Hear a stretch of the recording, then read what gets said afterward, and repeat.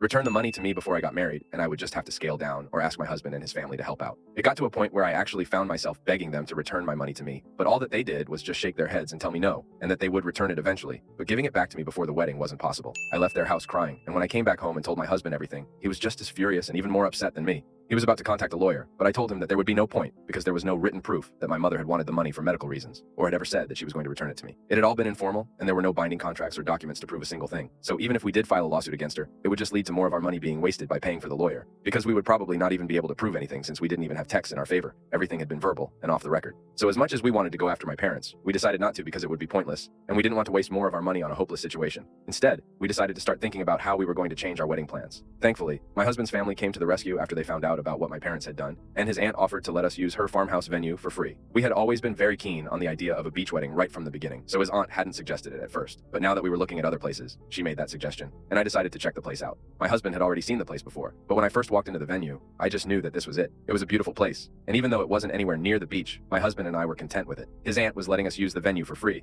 so it was all the more reason for us to go ahead and start planning around the farmhouse. Instead, I got busy with the wedding planning, and it gave me more of a reason to cut my parents off. I had already made up my mind that they were not going to be invited to my wedding, but I had been on the fence about my brother because he hadn't exactly done anything wrong, since he didn't know that my parents had borrowed the money from me to give it to him. But he made the decision much easier for me by calling me up once he was back from his honeymoon and tearing into me about humiliating our parents by asking them to return my money. He told me that he had heard about whatever had happened from our mother, and he was very upset that I was being so difficult about this. Apparently, he believed that this was just no big deal, even though he was the one who spent my money, and said that as soon as he could, he would return it to me. But I just had to suck it up before the wedding and scale down. So that's when I made up my mind about him as well. And after that, I didn't speak to either of them. Now that I didn't have the entirety of my wedding fund, I couldn't spend money blindly and have a luxurious, fancy wedding. Honestly, I think that worked for me because the wedding that I did have was a lot more beautiful than anything that I had in mind earlier. We had to scale down, but it was worth it because after a while, we realized that this day was supposed to be about us. And in our daily lives, we were not the kind of people that we were trying to portray ourselves as. So it would be pretty shallow if we went out of our way to spend a bomb on a fancy wedding just to impress people. And we decided that we were going to cut down on the cost of the wedding and instead do something better with the money that we had saved afterwards. In a way, I'm thankful for the way that things worked out because my wedding was still really beautiful and dreamy, but it had none of the pop and show that I had in mind earlier. And it was really a good thing because we were only surrounded by the people who we loved and who loved us to celebrate our coming together. I think that's pretty much all you need for a wedding. So I'm pretty happy with how things turned out. And I posted the photos of my wedding a couple of days ago. Everyone from my family who had been invited to the wedding had been given very strict and specific instructions to make sure that my parents and my brother didn't get to know that the invitations had already been sent out, because then they would throw a tantrum since they didn't get one. And that's how we managed to have a private ceremony without them showing up or trying to bully me into inviting them before the wedding. But now that that was over and everything had gone smoothly, I didn't see anything wrong about posting the photos on social media. However, they got to see it somehow and contacted me the very next day to demand an explanation as to why they had not been invited to my wedding. I thought that it was pretty surprising that they even expected to be invited because the last conversation that I had with any of them hadn't been a pleasant one. I had been crying when I left my parents' house after our last fight, and we hadn't spoken to each other since. And the last time that I spoke to my brother, he made me feel like this was all my fault, and I was the one who was being dramatic. After that, I hadn't spoken to any of them, and they hadn't tried to talk to me either. So I didn't know why they had even expected to be invited.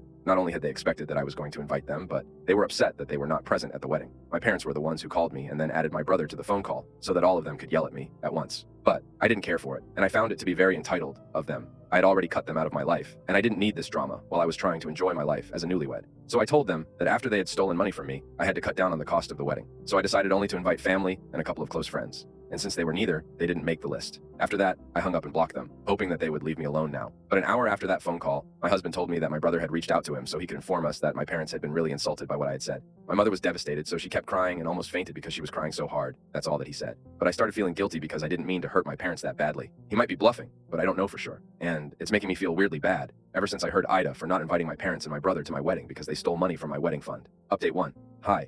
It's been a week since I had that last conversation with my parents and my brother, and I have decided that I am not going to speak to them again. My mother can cry as much as she wants to, but it's not going to change the facts. I've been crying really hard the day that I had confronted them about the money, and had even begged them to return it to me before the wedding, but they didn't seem to care about that. They had taken it really lightly, and so now I was going to do the same to them. You reap what you sow. I also told my brother never to contact me or my husband, especially my husband, because he had nothing to do with any of this, and I didn't want my family to bother him with their petty antics. And then had blocked him again after that text, because I didn't want my family to have any access to me. They had treated me badly all my life, but now I was not going to take that anymore. I swear, if I had a way, then I would even file a lawsuit against them and get my money back. But that might be a bit of a long shot right now, since we don't have any tangible evidence. My husband thinks that it is worth a try, and it might just work, so we have been considering it. He has been in talks with a reputed lawyer, and in a couple of days, we are going to make a decision about what to do. Until then, I just have to think of a way to make them confess or admit to the fact that they had borrowed the money from me under the pretext of using it for a medical emergency, but then they had given it away to my brother so he could have a fun honeymoon. It's going to be difficult to prove it in court, but I don't want to let them off the hook so easily. I deserve to get my money back, and I'm going to do whatever it takes to make sure that they return it to me, and they return it to me soon enough.